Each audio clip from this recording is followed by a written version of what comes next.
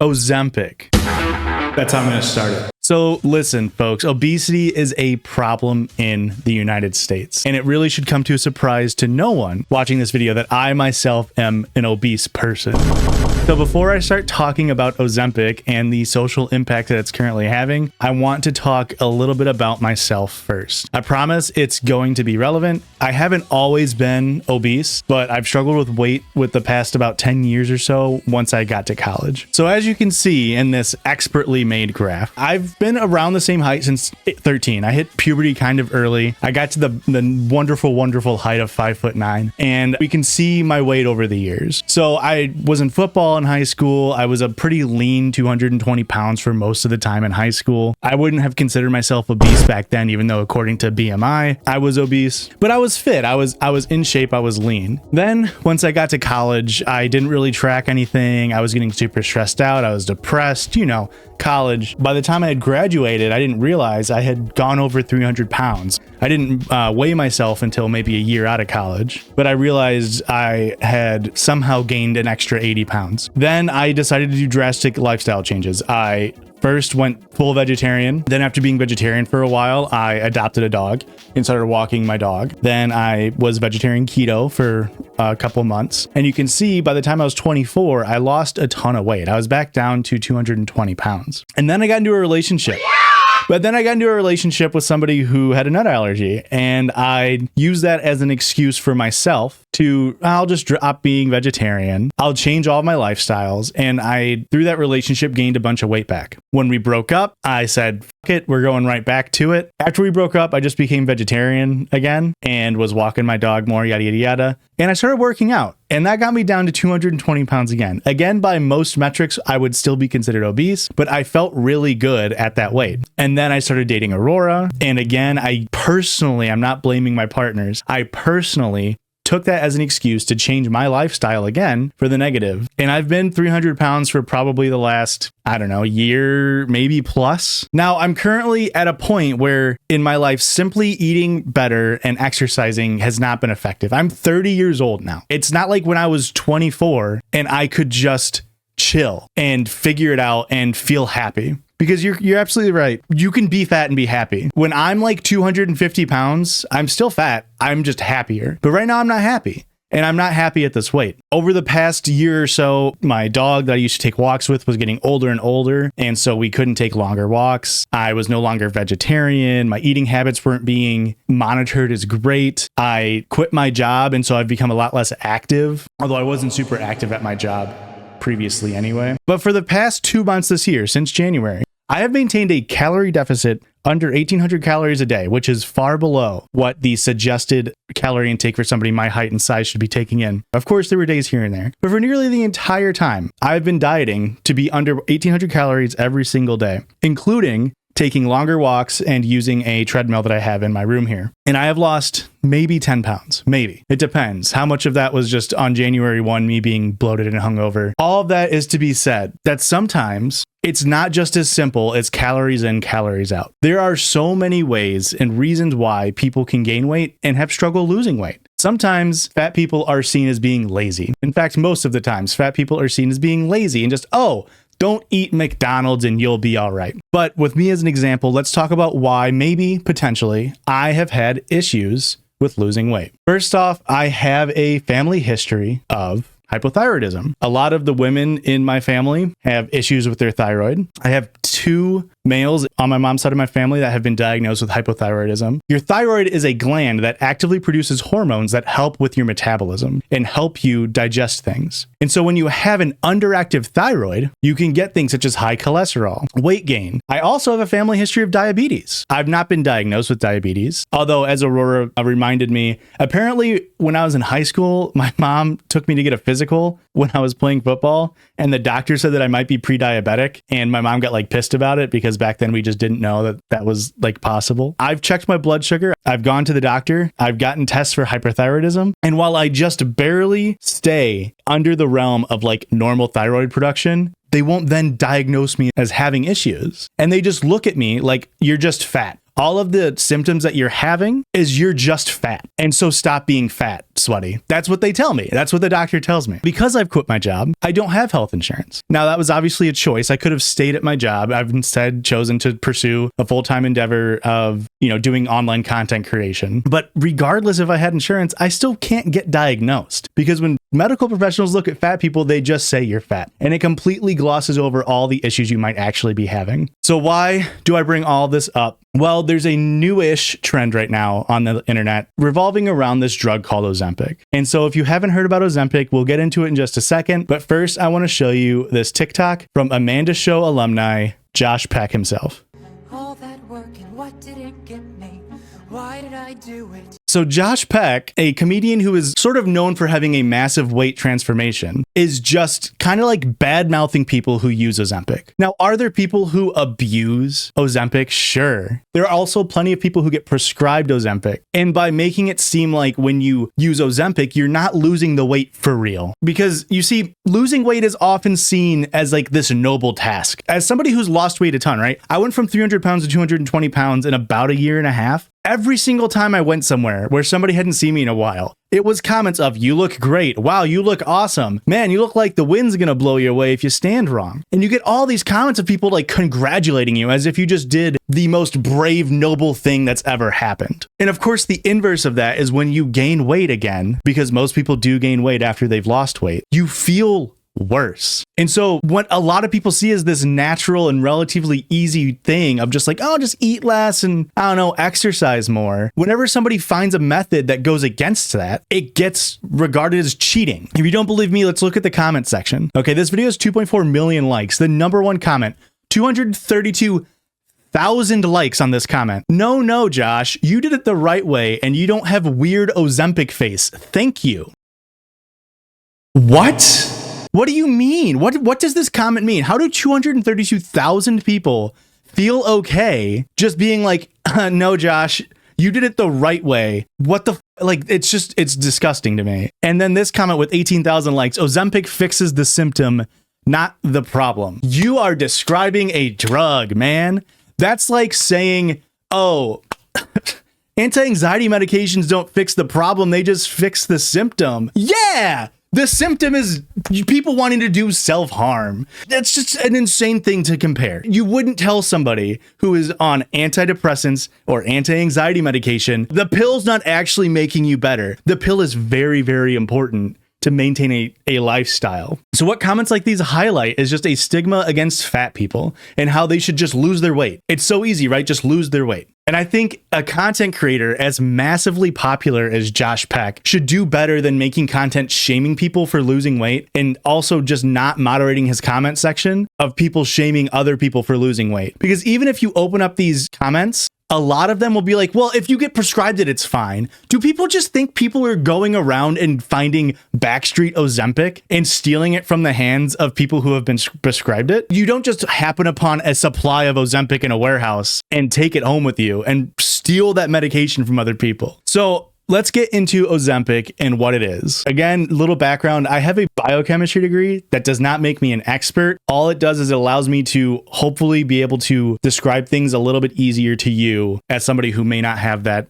degree. And I also want to preface this with, I am aware that I look like a walking depiction of a before picture for Ozempic. I am not sponsored by Ozempic or any other drug like it. I just want to talk about the social ramifications of the way people treat people who are perceived as using Ozempic. I have PCOS and I'm not insured right now, but if I had the ability, I would go on it ASAP because it's recommended for us. Yes, PCOS is one of the diseases that is recommended to use GLPs. A lot of people use it. It's prescribed for a lot of things, believe it or not. This is a screenshot from a video from Vox. Ozempic is a glucagon-like peptide or a GLP-1 mimic. So on the left, we have a GLP-1 that is a hormone that our bodies naturally produce. And on the right is a semaglutide. Ozempic is a semaglutide. There are other types of drugs, but for this example, this is Ozempic, where you are taking an injection or a pill in other cases, getting this fake hormone in your body to mimic what the real hormone would be doing. Okay, it's simple as that. There are plenty of other drugs that are classified this way. So other GLP-1 agonists or mimics are Trulicity, Bydureon Besice, Byetta, Ozempic, Victoza, Saxenda, Atilaxin, and Rybelsus. It's not just like Ozempic is this brand new drug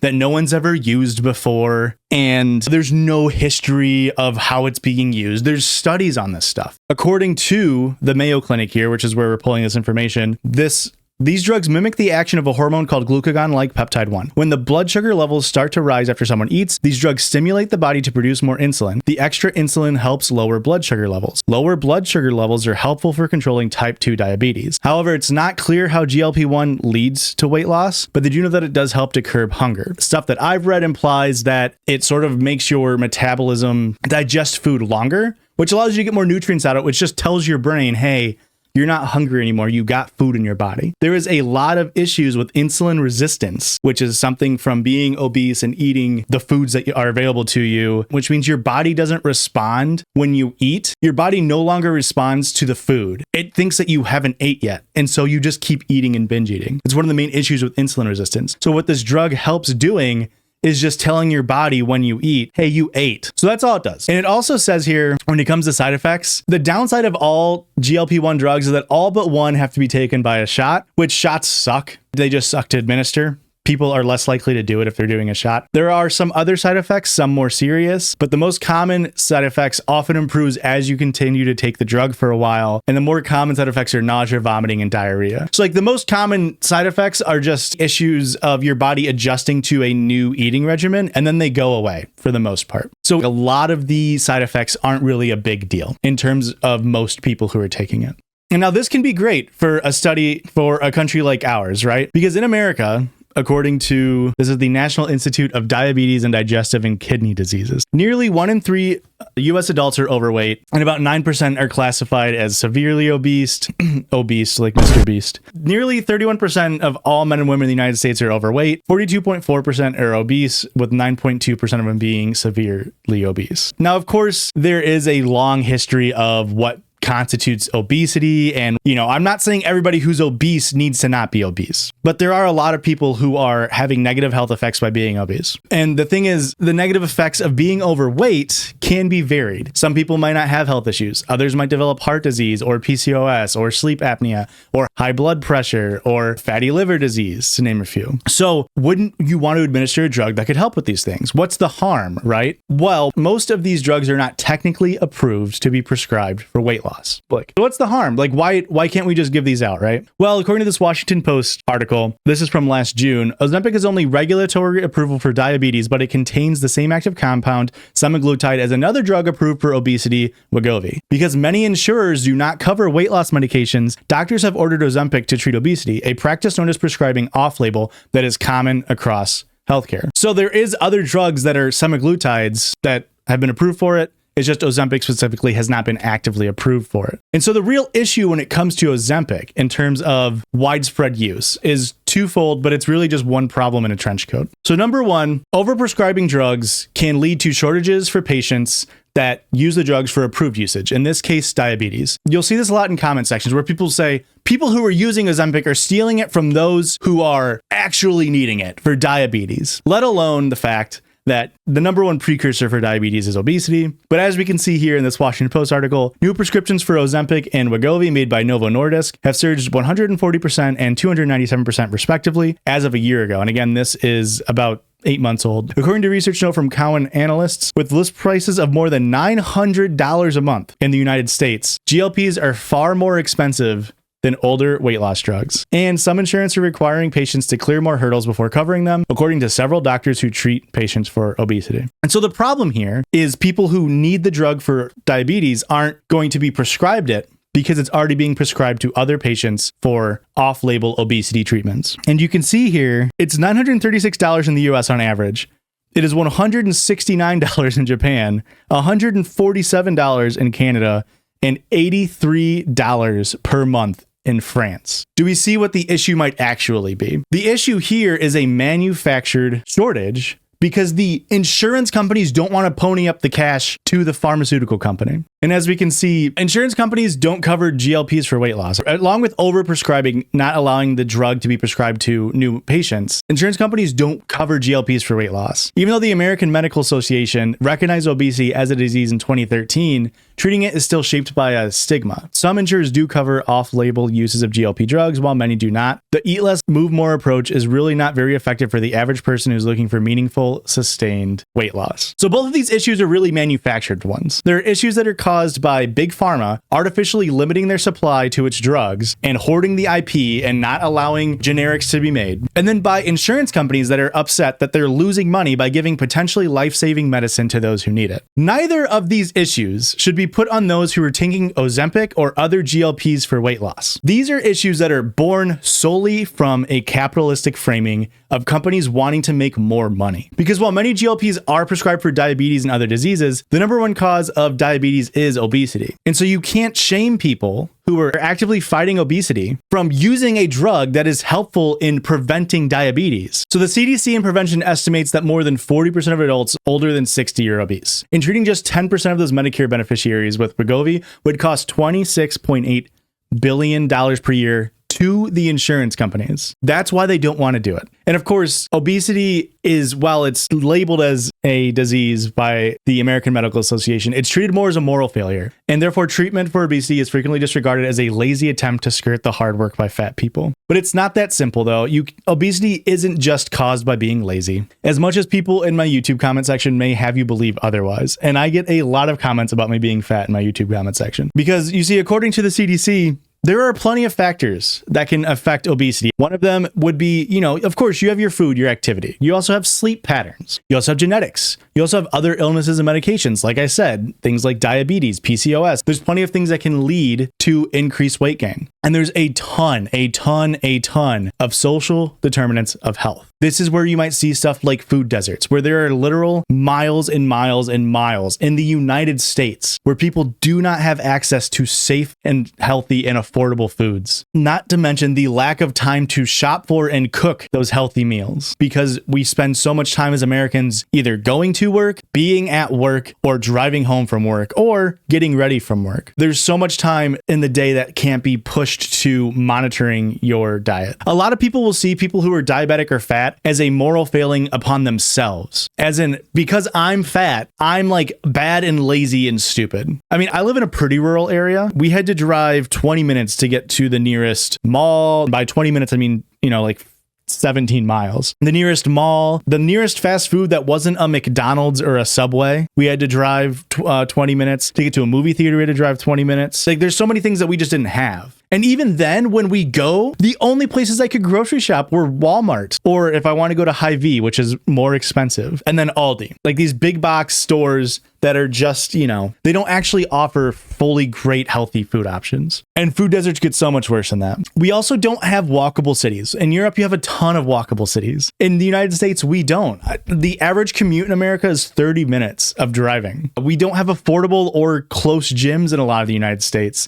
And most importantly, the money to pay for the relatively more expensive lifestyle of losing weight. Americans are just not wealthy enough to do that on average. So what happens when people do lose weight? They will constantly be reminded of the weight they once had. Let's take a look back at Josh Peck's video. So this is the one that started us all off. The top comment saying, no, you did it the right way and you don't have weird Ozempic face. Imagine losing weight. Whether you used Ozempic or not, people are claiming, oh, you have weird Ozempic face. You are constantly being reminded when you're out in public or whenever you're being commented on your body that you were fat before and you're gonna be fat again and just give up. Like, that's what it sounds like to fat people. I mean, this comment is pretty much saying you're so hot, Josh, because you don't look like those other ugly post-fat people. So what is Ozempic face? Has anybody heard of Ozempic face? Surely it's a real thing and not just something that people have made up to like discriminate more against fat people. So let's listen to this doctor here talk about Ozempic face. As a plastic surgeon, Dr. Radi Raban, talk about Ozempic face. As always, I'm being poked and prodded by my staff to talk about whatever's trending. One big topic is the Ozempic face, which really is a silly concept because it's basically weight loss face. It's nothing new. It just happens to be that Ozempic is what's causing the weight loss. Anytime someone loses a rapid amount of weight, they're going to lose volume in their body and their face is going to show it. The first and most notable thing is hollowness in the midface, right here. The next phase is hollowness under the eyes, and then you'll start to see the marionetting, and last but not least, you'll start to see some looseness around the neck. That's not unique to Ozempic. That's unique to weight loss and particularly to rapid weight loss. So that's the Ozempic face. So it's just body shaming. It's sort of like it's a survivorship bias where sure, maybe some people who take Ozempic look more hollowed out, but it's just because they lost weight there. And there are plenty of people who use Ozempic or any other weight loss method and they don't get the hollowed out face and you just don't notice it because it's survivorship bias. You know what I mean? It's literally the fucking picture of the plane with the holes in it. So it's just body shaming. There's no science behind this Ozempic face. It's completely made up. And again, this comment has 232,000 likes of people saying, yeah, Ozempic face bad. Another thing you'll hear as an argument against Ozempic is that the weight you lose will just fly back on once you're off the drug. So what's the point? Why take it? Why cheat yourself? And look, there's a lot of conflicting data on this. There's a lot of data that will suggest that that's not the case. There's a lot of data that will suggest that is the case. But I ask you this one question. Anybody in chat who has tried to lose weight or has tried to work out or has tried to gain weight, can you name any system that works 100% of the time? Because long-term diet and exercise plans are just not realistic for the time and money reasons mentioned before. Most people don't have the faculties to commit to that. Everybody knows that in January, gym memberships go up and in like May, they all go down. That's a thing of human nature. And so to blame Ozempic as this thing that actually will make you fatter if you take it is just asinine. Surgeries for weight loss can be damaged and reversed. Some people have taken Ozempic and other GLPs and they have gained weight. Absolutely. But there are plenty of other people who have taken Ozempic and it has helped them markedly. You just don't want to hear about that when you're criticizing fat people. You don't want to look at the success stories. You only want to point at the ones that fit your narrative. But losing weight isn't what society wants of fat people because society often calls for fat people to just stop being fat, which is obviously much easier said than done, but it's also downright harmful. As I said before, you wouldn't tell somebody with depression to just stop being sad. Just be happy, bro. It's so simple. You wouldn't tell somebody with anxiety to stop freaking out. You wouldn't tell somebody who has a headache to not take Tylenol or somebody with a gushing open wound to not put a band-aid on it. Just heal it the natural way. And just like with those other examples, shaming fat people for being fat often damages people's ability to lose weight. There's this 2023 study here talking about how weight stigma actively reduces people's confidence in their ability to lose weight, and it leads to higher rates of bullying and discriminations in schools, workplaces, and healthcare places. So shaming people for being fat is a zero-sum game. There are no winners. You can't shame people into no longer being fat. And ultimately, what's important to remember is that obesity is an issue that affects a lot of people for a lot of different reasons. Equally as important to remember is that it is not wrong or immoral to be fat. It is totally okay to be fat. It is totally understandable to be fat even. You can be healthy and fat just as you can be unhealthy and skinny. I didn't get into it here, but a lot of fat phobia has a ton of roots in anti-Black racism and is still used today to discredit those who are Black and obese from their medical issues. I mentioned before, my issues as a white man going to a doctor and trying to get them to help me with my weight loss, it only gets multiplied tenfold when you become a woman who is fat, let alone a Black woman who is fat. It gets multiplied tenfold again. There's a serious issue with the medical system and not believing fat people, women, and Black people for their issues. When it comes to medical innovations, it's important to understand who the real villains are. It's not the fat people who are just too lazy to get skinny on their own. It is always, always, always the profit motive of pharmaceutical companies, insurance companies, and many other shareholder-ran industries that make money on selling a problem rather than providing a solution.